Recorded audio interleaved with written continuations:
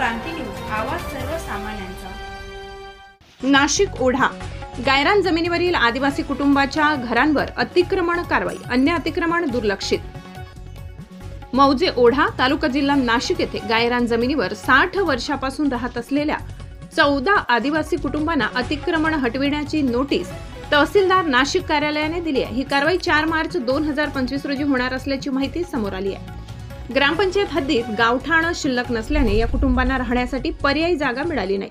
दरम्यान संबंधित 35 एकर गायरान जमीन मुख्यमंत्री सौर कृषी वाहिनी योजना प्रकल्पासाठी देण्यात आली आहे। मात्र या जागेत आदिवासी कुटुंबांच्या घरासह काही बलाढ्य शेतकऱ्यांची शेती, बोरवेल, वीज खांब, बंगले आणि घरेही अतिक्रमण स्वरूपात आहेत। मात्र प्रशासनाने केवळ आदिवासी कुटुंबांची अतिक्रमण टाळण्याचे आदेश दिले असून इतर मोठ्या शेतकऱ्यांना मात्र पाठीशी घातले जात असल्याचा आरोप स्थानिकांकडून केला जात आहे। गावातील प्रत्येक नागरिकाला हक्काचे घर मिळावे यासाठी ग्रामपंचायत सरपंच, ग्रामसेवकांनी पुढाकार घेण्याची गरज आहे, अशी मागणी आदिवासी कुटुंबियांनी केली आहे। महाराष्ट्र क्रांती न्यूज साठी मुख्य संपादक प्रकाश बागुल, नाशिक। मी विकी विठ्ठल मुंजे, मी रावण युवा फाउंडेशन महाराष्ट्र राज्यचा संस्थापक।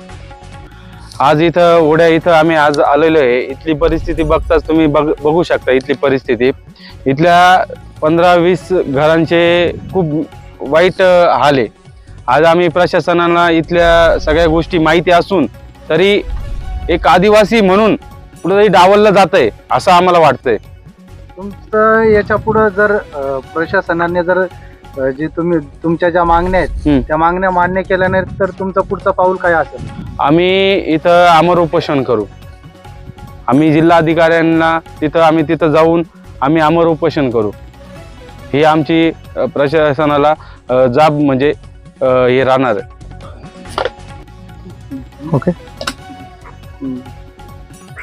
भाऊ, आपण या ठिकाणी जेव्हापासनं हे जो प्रकरण चालू आहे तेव्हापासनं आपण हा प्रकरण आपल्या हाताशी हाताळलेला आहे। तुम्हाला काय वाटतं, जे हे मागण्या आहेत या योग्य आहेत? आज आदिवासी समाजाच्या ह्या ज्या घरकुलांचा जो प्रश्न आहे, जागेचा जो प्रश्न आहे, 8 दिवसापूर्वी आमच्या संघटनेकडे आदिवासी नायक फाउंडेशन, रावण युवा फाउंडेशन, त्यानंतर एकलव्य संघटना यांच्याकडे आमच्याकडे ज्या हे आदिवासी लोक आहे हे तक्रारी घेऊन आले का आम्हाला आमचं अतिक्रमण काढण्याचं काम चाललेलं आहे। तर या बाबतीत जेव्हा आम्ही पाठपुरावा केला तर त्या संदर्भामध्ये आम्हाला अशा गोष्टी आढळल्या। तर ह्या ओढा गावामध्ये गावठाणच शिल्लक नाही। बरं, गावठाण शिल्लक नाही तर मग ह्या लोकांना राहण्याची सोय नसल्यामुळे हे गावापासून कमीत कमी 10 ते 12 किलोमीटर अंतरावर गावाच्या बाहेर हे लोक राहत आहे, म्हणजे गुरेचरण। तर ह्या ठिकाणी शासनाने मुख्यमंत्री सौर ऊर्जेचा प्रकल्प मंजूर केलेला आहे ग्रामपंचायतने। पण ग्रामपंचायतचं काम होतं पहिल्यांदा ह्या गावचे रहिवासी, या गावातील मूळ रहिवासी म्हणजे गेल्या 60-70 वर्षापासून या ठिकाणी हे आदिवासी लोक राहत आहेत। आणि आदिवासी लोक ह्या देशाचे मूळ मालक असून जर यांना जर राहण्यासाठी जर जागा शासन उपलब्ध करून देत नसेल तर मग याच्यापेक्षा शोकांतिका या शासनाची नाहीये। बरं, शासनाने 2022ला प्रत्येक म्हणजे पंतप्रधानांचं स्वप्न आहे की प्रत्येक नागरिकाला हे घरकुल मिळालं पाहिजे, त्याला स्वप्नाचं त्याचं घर मिळालं पाहिजे। परंतु गावातील ही प्रशासकीय व्यवस्था ही या लोकांच्या व्यथा शासनापर्यंत पोहोचवत नाही आणि शासनापर्यंत चुकीची माहिती दिल्यामुळे आज ह्या लोकांवर यांचे अतिक्रमण काढण्याची वेळ आलेली।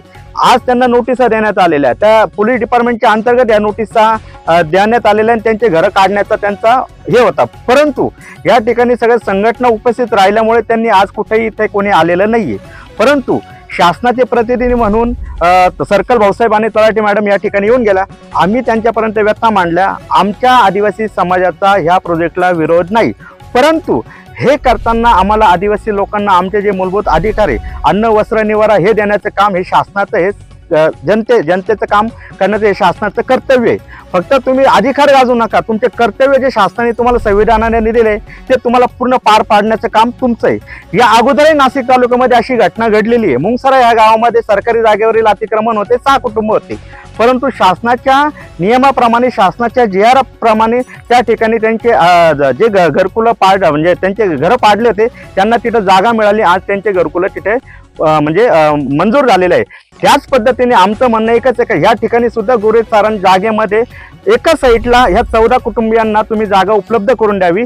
त्यांना तिथं तुमची जागा, तिथं घरकुल, तिथं लाईट, पाणी याची सुविधा देण्यात यावी।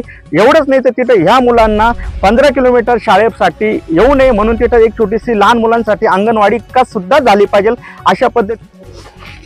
जय महाराष्ट्र। जय आदिवासी, जय जवाहर. माझं नाव दीपाली किशोर बांडे. मी एकलव्य भिल्ल समाज संघटनेची उत्तर महाराष्ट्र प्रमुख महिला आघाडी आहे. आज आम्ही ओढ्या या गावात आलेलो आहे. या गावामध्ये गायरान जमिनी ही आहे 35 एकर. तर या 35 एकरमध्ये आज आमचा आदिवासी समाज 50 ते 60 वर्षापासून राहतोय. मग माझं म्हणणं काय आहे, शासन पहिलं होतं का आदिवासी पहिले होते, मला एवढंच सांगा. कारण की आदिवासी हे मूळ मालक आहे, मग त्यांना हे गायरान जमिनीवरच राहतात. ते आज यांचं 60 वर्षापासून राहत आहे. यांना घरकुल नाही का काहीच नाहीये. मग ग्रामपंचायत काय करत होतंय, ठराव करताना मग यांचा विचार केला पाहिजे होता. आमच्या सगळ्या आदिवासी महिलांचा जे इथं त्यांचे जनावर असतात सर्व आहे, त्यांनी त्यांचा विचार केला पाहिजे होता. यांचं आहे ना पुनर्वसन केल्याच पाहिजे. नाही केलं तर आज उद्या लगेच कलेक्टर ऑफिसला आम्ही येऊन सर्व जनावर तिथं जाऊन बसणार आहे. आम्ही कलेक्टर साहेबांना, तहसीलदार साहेबांना, मॅडमना यांना सगळ्यांना निवेदन दिलेलं आहे. त्याचं अजूनपर्यंत मला काहीच उत्तर आलेलं नाहीये. जर मला उत्तर आले नाही तर आम्ही तिथंच येऊन बसणार आहे. आम्हाला जागाच पाहिजे राहण्यासाठी. आम्हाला हे सौर ऊर्जा प्रकल्प या योजना हे आलेले आहे, यांच्याशी काय आम्हाला घेणं देणं नाही. फक्त आम्हाला राहण्यासाठी फक्त घरं द्यावा, घरकुल हे तुम्ही आम्हाला मंजूर करून द्यावा. फक्त एवढीच आम्हाला तुमच्याकडे अपेक्षा आहे. या ठिकाणी काय अडचणी आहेत आता? या ठिकाणी आम्हाला भरपूर अडचणी. या ठिकाणी आम्हाला पाणी नाही, राहण्याची सोय नाही. आणि आता जो हा प्रकल्प जो चालू आहे ना, तो सौर ऊर्जेचा प्रकल्प आहे, त्याला काहीच आमचा अडथळा नाहीये. पण आज आम्हाला ज्या नोटीस आल्या ना, तर जे अधिकारी जे येणार होते ते आज कोणीच आले नाही. आज आम्ही मोलमजुरी करणारी माणसं आम्ही सगळे काय आज घरी राहिलो, तर इथं कोणीच उपस्थित राहिलं नाही, कोणीच आलं नाही.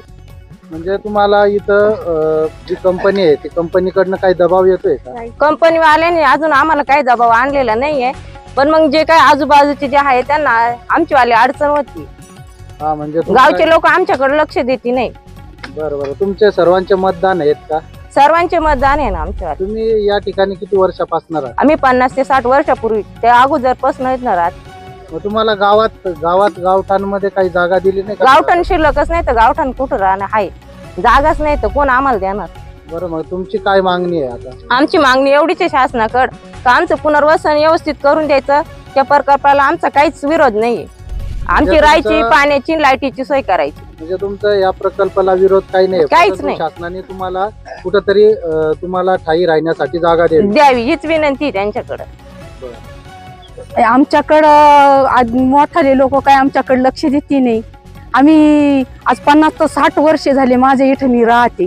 माझे आज 60-70 जनावर इथं मेंढ्या आहेत.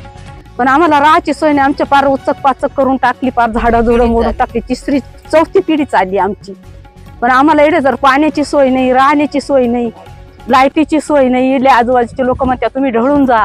कसं काय ढळायचं? आम्हाला जर कुठं काही जमीन जागा असती तर आम्ही जातो. आम्हाला जर जमीन जागाच नाही तर काय कुठं जायचं आम्ही? घरकुल नाही, जागा नाही.